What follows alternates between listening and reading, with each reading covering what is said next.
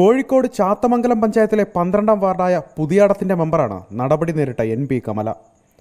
മഹിളാ കോൺഗ്രസിന്റെ ചാത്തമംഗലം മണ്ഡലം president കൂടിയാണിവർ. Party വിലക്ക് മറികടന്ന ഫറോക്കിലാണ് കമല വനിതാ മതിലിന്റെ ഭാഗമായത്. എൻ്റെ പാർട്ടി പറഞ്ഞിട്ടുണ്ടെങ്കിലും വനിതാ മതിൽ എന്നുള്ള പ്രാതിനിധ്യം കണക്കാക്കിയിട്ട് മാത്രമാണ് ഞാൻ മതിലിൽ പങ്കെടുത്തത്. കോൺഗ്രസിന്റെ തീരുമാനത്തിനെതിരായിരുന്നു തന്റെ നിലപാട്. അതുകൊണ്ട് പാർട്ടിക്ക് നടപടിയെടുക്കാം. പക്ഷേ കേരള ദളിത് ഫെഡറേഷൻ സംസ്ഥാന നേതാവും KPCCയുടെ എക്സിക്യൂട്ടീവ് കമ്മിറ്റി അംഗവുമായ രാമഭദ്രനെ പുറത്താക്കാതെ തന്നെ മാത്രം പുറത്താക്കിയത് കോൺഗ്രസിനുള്ളിൽ വനിതകൾ നേരിടുന്ന വിവേചനത്തിന്റെ തെളിവാണ്. KDFന്റെ രാമഭദ്രൻ അദ്ദേഹം ഒരുപാട് പ്രസ്താവന നടത്തി. എല്ലാവരും കേട്ടതുമാണ്. രാമഭദ്രൻ്റെ 50 വർഷത്തോളം അദ്ദേഹം കോൺഗ്രസ് പാർട്ടിയിൽ നിലകൊണ്ടുകൊണ്ട് ആണ് ഈ വനിതാ മതിലിൽ അണിചേരുമെന്ന് പറഞ്ഞത്.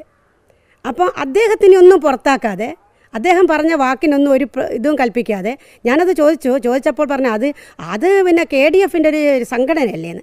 വനിതാ മതിൽ വർഗീയ മതിലാണെന്ന തന്റെ നേതാക്കളുടെ പ്രസ്താവനകളെയും കമല തള്ളുന്നു. ഞാനൊരു കോൺഗ്രസ്സുകാരിയാണ്, പ്രത്യേകിച്ച് പഞ്ചായത്തിൻ്റെ മഹിളാ കോൺഗ്രസിനെ നയിക്കുന്ന ഒരു പ്രസിഡൻ്റാണ് ഞാൻ. എനിക്കൊരിക്കലും ആ മതിലിൽ പങ്കെടുത്തിട്ട് അതൊരു വർഗീയ മതിലാണെന്ന് തോന്നിയിട്ടില്ല. ഓഫറുകളുമായി CPMകാർ തന്നെ സമീപിച്ചിട്ടില്ല. അവരുടെ കൊടി പിടിക്കാൻ പോയിട്ടുമില്ല. താൻ ഇപ്പോഴും കോൺഗ്രസ് പ്രവർത്തകയാണ്. താൻ DCCക്ക് വിശദീകരണം നൽകിയിരുന്നു. വിശദീകരണം തൃപ്തികരമല്ലെന്ന് കാട്ടിയാണ് പാർട്ടിയിൽ നിന്ന് പുറത്താക്കിയത്. തൻ്റെ ഭാഗം ന്യായീകരിച്ച കോൺഗ്രസ് നേതാക്കളുടെ വാദങ്ങൾ ഒരു വിഭാഗം ശക്തമായി എതിർക്കുകയായിരുന്നു. മറ്റുള്ള ആൾക്കാർ പറയുന്നുണ്ട് ഞാൻ മാർക്സിസ്റ്റ് പാർട്ടി പറഞ്ഞിട്ടാണ് പോയത്, അവരെന്തോ ഓഫർ തന്നിട്ടാണ് ഞാൻ പോയത്, അവരെനിക്ക് 50,000 രൂപ ലക്ഷങ്ങൾ എനിക്ക് പിന്നെ വാഗ്ദാനം തന്നിട്ടുണ്ട്, അതിനൊക്കെ അനുസരിച്ചിട്ടാണ് പോയതെന്ന് പറയുന്നുണ്ട്. പക്ഷെ അങ്ങനെ ഒരു കാര്യം അവരെന്നോട് പറഞ്ഞിട്ടില്ല.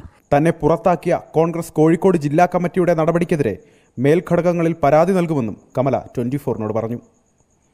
Alex Ram Muhammad, 24 Kozhikode. This is 24.